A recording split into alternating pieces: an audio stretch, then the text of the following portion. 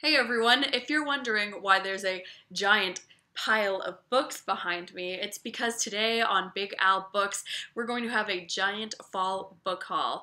Just kidding, of course, I did not manage to buy this many books in the fall, but actually there's a hole in my ceiling and it's been raining a lot the past few days, so that has been starting to leak, and of course it leaked in the corner of the room where all my bookshelves are, so I had to have an emergency evacuation, and now all my books live in fun piles on the floor until this is gonna get fixed. So I hope you enjoyed this change of scenery for today's video, but I also hope I won't be having to film here for that much longer since my books are looking sad when they're not in their home on the shelves. So today I'm going to be doing a September wrap-up. I made it through 6 books this month, and I have a feeling this is going to be a shorter wrap-up than usual because I didn't really enjoy that many of the books that I read this month. There is one book that's an exception, and I'll save that one for the end, but the other 5 books I read, I didn't hate them enough to stop reading them, but I also did not love them. So it was just kind of a mediocre reading month, but we're gonna try to have fun anyway. So let's get started. The first book that I read this month was a debut novel. That was Jonny Appleseed by Joshua Whitehead. And Joshua Whitehead identifies as an Ojibwe Nehiyaw Two-Spirit Indigiqueer member of the Peguis First Nation in Treaty 1 territory. So this was a debut novel that I was really excited about getting around to. I have yet to read a book from a Two-Spirit perspective, so I was looking forward to that, and I was buddy reading this with Sean the Book Maniac. I hope you're already familiar with his channel, but if you're not, I will link it down below because he's someone that you should definitely check out, and Sean's kind of well known for bailing on books. When he's not feeling it, he just stops, and that is of course what happened on our buddy read. We both had high hopes for this book. The opening material was really strong, but then the novel sort of unraveled or just never began to really take shape. There's not a lot of plot to propel a reader through this novel. Rather, it's more a loose collection of memories that Jonny has growing up on the reservation to current challenges that he faces in the present day. Jonny makes for an engaging narrator because he uses a lot of humor in how he tells his stories, and he also uses a lot of pop culture references, which I really appreciated as a younger person reading this book. I think I'm around the same age as the author, so it was kind of nice to actually really know what was going on. But at the same time, Jonny's character remained a mystery to me in a lot of ways, and I just felt like I didn't really grasp who this character really was, which was a little bit frustrating. And again, the story just didn't really build to anything very emotional. You think with this funeral scene coming, it's going to be a powerful, cathartic ending, but that's not really where this book goes. So it's one that I would recommend if you're interested in this topic and if you're looking to see a two-spirit identity represented on the page. So that's really neat about this book, but if that's not something that you are really looking for, then I would probably give this one a pass, even though it is on the long list for the Giller Prize, which is like the big Canadian prize for fiction. So I was pretty surprised to see this on there because it's not quite what you think of when you think of literary prize kind of thing. So in some ways I'm like, that's cool that a dark horse like this is on the list, but at the same time I can't say that it was very successful as a novel. So there's that. The next book that I have to talk about is a booktube darling, and that is Circe by Madeleine Miller. So this is a book that I was already kind of on the fence about. That's the reason I took it out from the library instead of buying myself a copy, and it turns out my prediction was correct, and I didn't really enjoy this book very much. Now, it's not the case of this being a terrible book that's poorly written or anything. It's just, it was the kind of story that really didn't appeal to my sensibilities as a reader. When you encounter Circe in the Greek myths, she's this very mysterious figure. She has these witchy powers, and she uses them to do whatever she wants to do. And I had a feeling that this book was going to try to depthen our understanding of her character and to give her some motivation as to why she does the things that she does, and that just is never really necessary for me. In fact, I didn't like how Miller is really humanizing Cersei into this good woman. Like, Cersei is like this classic wronged woman. She went through some really hard experiences which hardened her into this sorceress, and then she has a child and she becomes this total like giving mother who would do everything for her children. So I just found her character to be pretty boring, and I think I just preferred the vague understanding of Cersei that I had in my imagination to what Miller put down on the page. So that was just really a case of me not liking the direction that Miller went with the character.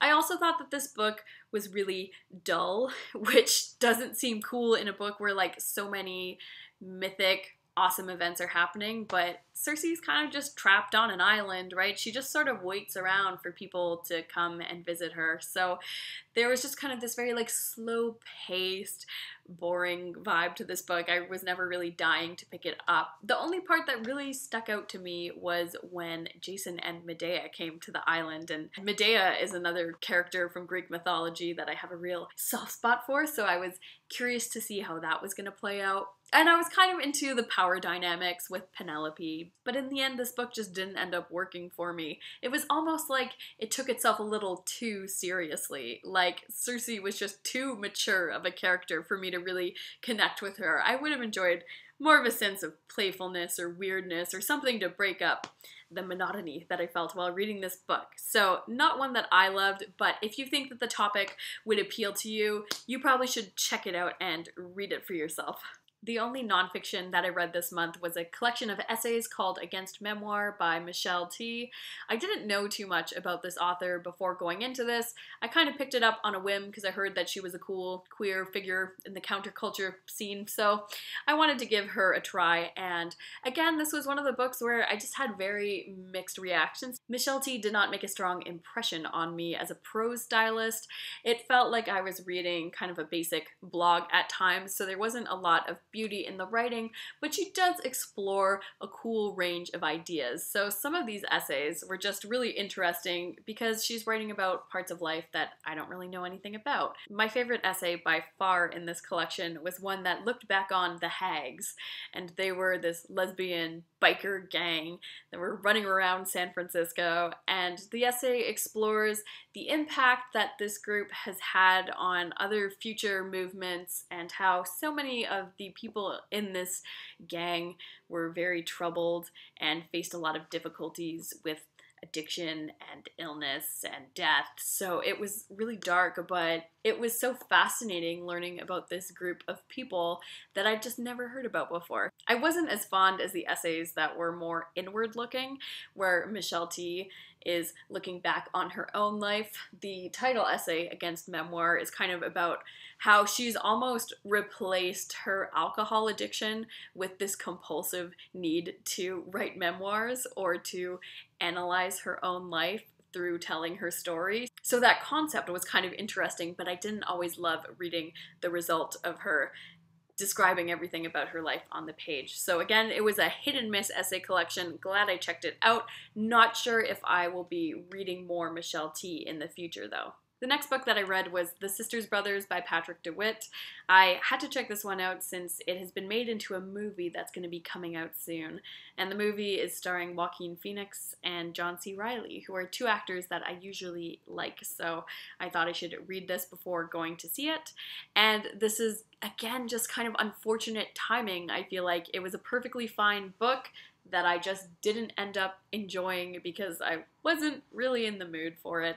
So it is a Western-inspired novel, so it's pretty exciting on a plot front. There are lots of violent things happening every other page, but I just never really got interested in the story. I didn't care where it was going, and I was having a hard time remembering things that had happened only a few pages before, so I guess I just wasn't in the right frame of mind to enjoy this one, even though there are some things that I appreciated. There's this weird dynamic between the brothers. It's quite a dysfunctional relationship, and Eli's sister is the narrator, is a curious guy where he is quite sensitive and he forms these emotional bonds with tragic animals. So in some ways he's really not cut out for his line of work, and he dreams for a future where things could be different. So he's definitely a compelling character, but I just didn't get invested in this story, so it was kind of the right book at the wrong time kind of thing for me. The next book that I read is a reread for me, and that is The Secret History by Donna Tartt. A lot of people talk about this book as being a perfect fall read, and it had been quite a while since I picked this one up for the first time. I didn't love it the first time around, but I thought I should give this one another chance because I feel like I've really changed as a reader, so I thought I'd get into it more the second time around. But sadly, I am walking away from this book with more unfavorable opinions than I had going into it. So the reread of this book kind of made me appreciate it even less, which was not what I was going for. This book is often described as an atmospheric and mysterious campus novel where a tight-knit group of friends who are all classic majors get involved in some dark activities, which leads to some very violent repercussions. And while I feel like that's a fair description, I feel like we also have to talk about how deeply ridiculous this novel is. Like, Richard Poppin is one of the most pretentious narrators that you will ever encounter. Let me read you the beginning of chapter 1. Does such a thing as the fatal flaw, that showy dark crack running down the middle of a life, exist outside literature? I used to think it didn't. Now I think it does. And I think that mine is this, a morbid longing for the picturesque at all costs. À moi, l'histoire d'une de mes folies. So, like, this is what you're getting into.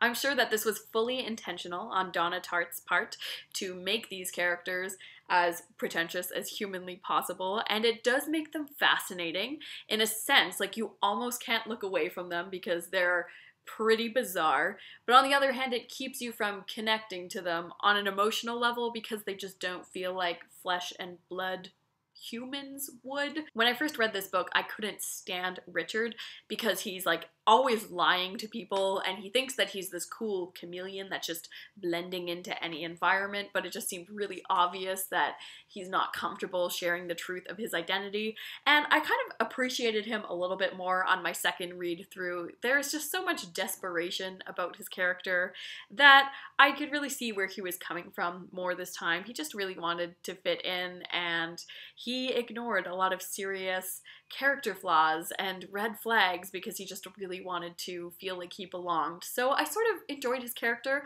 a little bit more the second time around, and even reading the plot, knowing what was going to happen, for the first half of the book, this does motor along, and you do really want to see how everything's going to come together and how it's all going to work out. But then I feel like this book just screeches on the brakes going into the second half of the book. I just felt like it became a slog all of a sudden.